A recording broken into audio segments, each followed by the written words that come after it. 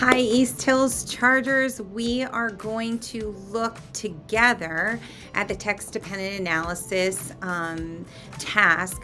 We want to do this as a whole school. This will go alongside the excellent learning opportunities that your teacher is providing in class to work on this sort of thing. But we're going to do it as a group and school-wide so that we can make sure that everyone has abundant opportunities to show that they know how to do an analysis. You're going to need these skills for the rest of your life, so it is really important, which is why we have it being done as a school-wide opportunity. In the Pineapple, we talked about this a little bit. This is something that's going to require focus and effort, and we expect everybody on board.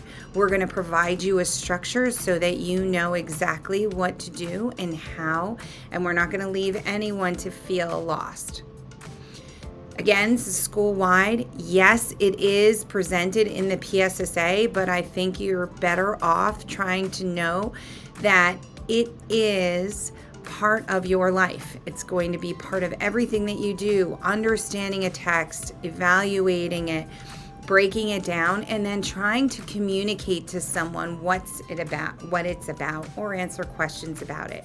We're going to have 3 practice sessions. It's important for you to know that it is a life skill, and these learning opportunities are going to help you improve your life.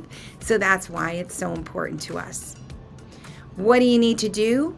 Basically, we're going to be reading passages, and we're going to practice responding to a prompt. The dates above are the ones that we've set aside. Each passage we're going to break up into 3 parts. There's going to be no mystery on what you have to do or how to do it. The folks that have focus and effort will succeed 100% of the time. When you look at these, you will look at them during your bridges time.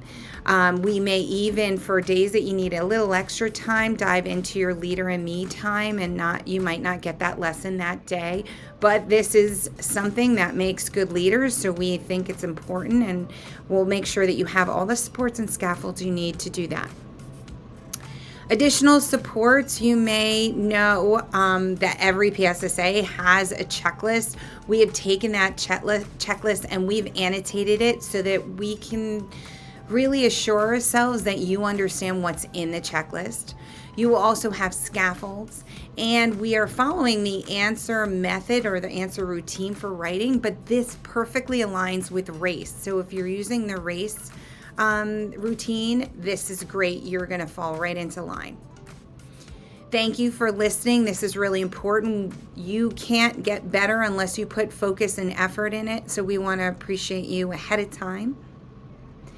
The TDA practice or in the routine the process that we're going to use, the routine that we're going to use is 3 parts. Remember, it's 3 days for each passage. The first day, you're going to get a passage. You're going to look at the question. You're going to create a 2-column notes, and all you're going to do is fill in the top of the 2-column notes and the left side of the 2-column notes. You're actually not going to read the passage at all. You are just setting it up. Second day, you are going to read, and you're going to read carefully because the parts of the question that are on the left side of your 2-column notes, you need to find evidence for. And this is the time for you to pick out the evidence and make bullets, and you'll see more in the process later. Then finally, you're going to write from those 2-column notes, and you're going to write your analysis. And it's going to be beautiful, and it's going to be so much easier than just trying to write it right off the bat. So these skills and these structures will help you. That's it. We will see you in the next video that will give you the exact guidelines, and then you'll have your first practice session in January. So we look forward to it. Go for it. Do great. And remember, I'm going to see many of these because your teachers are going to grab 5 and send them my way after each session. I try to read them, write a little something, and maybe even add a smelly sticker. So good luck. Have fun.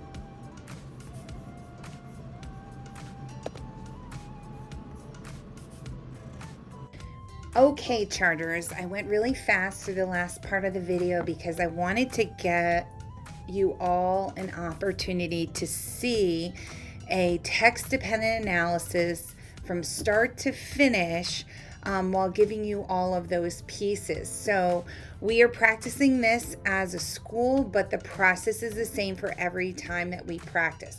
There's going to be the 3 steps that we talked about earlier, where step 1, question analysis, create your 2-column notes. Step 2, read and find evidence. And step 3, write from your 2-column notes. So let's get started. First things first, you will get a passage to read, and then of course, after you read the passage, you will get a prompt that's going to ask you something about the passage. When you do the TDA, the first step is not actually to read the passage. You don't read the passage first. The first thing you want to do is look at the prompt and say, what do I need to answer after I finish reading? So let's look at that prompt. So the author states extracting oil is a necessary part of modern life. How does oil get to our homes and cars? Use the evidence from the text to support your answer. Explain the complex process of extracting, refining, and transporting oil from earth to its final use. In your response, discuss the various technological and scientific advancements involved, the environmental risks associated with oil extraction, and the importance of oil to modern life. Now, when I saw that when I was in middle school, my brain went, oh, there's too much here. So this process is going to break it down, so it's going to be really simple. Now you can see that I underlined parts. That's actually the second part of the first step. The first part of the first step is to answer the question. So the question says, how does oil get to our homes? Use evidence, but it's all about getting oil. So extracting, refining, and transporting oil from the earth is a complex process. It is the main idea. It is giving the whole thing of what I'm going to talk about. The second part of that is to look here and say, okay, they're asking this question. There's one question. They're asking various technological and scientific. That's a second one. They're asking about environmental risks. That's a third one. And they're asking about the importance to modern life. It's actually 4 big ideas they're asking me to find information about. So what I do is I put those 4 big ideas right alongside my 2-column notes. So I have my restate at top and I have these items down the side. That's part 1. You're done and you haven't read anything. The next part is to go into the passage and read it. Read it carefully, but you're reading with purpose. So as you find things in your passage that go with that, you need to pull them out as evidence. So then you're going to start making bullet points for each of these. Now you might have one up here that goes down here, and you might have one down here that goes up here. That's okay, because you know what you're looking for. And as you put those dots down, you don't have to write complete sentences. Just write a little bit. So if I look at environmental risk, oil rig explosions is perfectly fine. I'll know what I'm talking about when I go to write about that. That whole process is part 2. So far we have done part 1 and part 2. So we did part 1 here in the yellow, and we have done part 2 here in the green. And then finally, what I have to do is write. Now, some of you process better if you write on paper.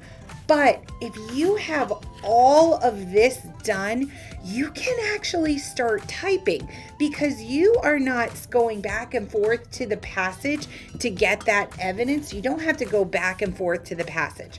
You can just use this and start writing.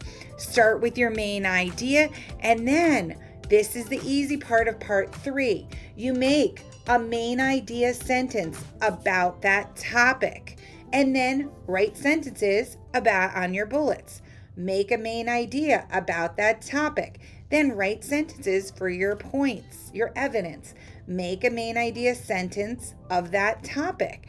And look, if you look at this importance of oil in modern life, my main idea could literally be oil is important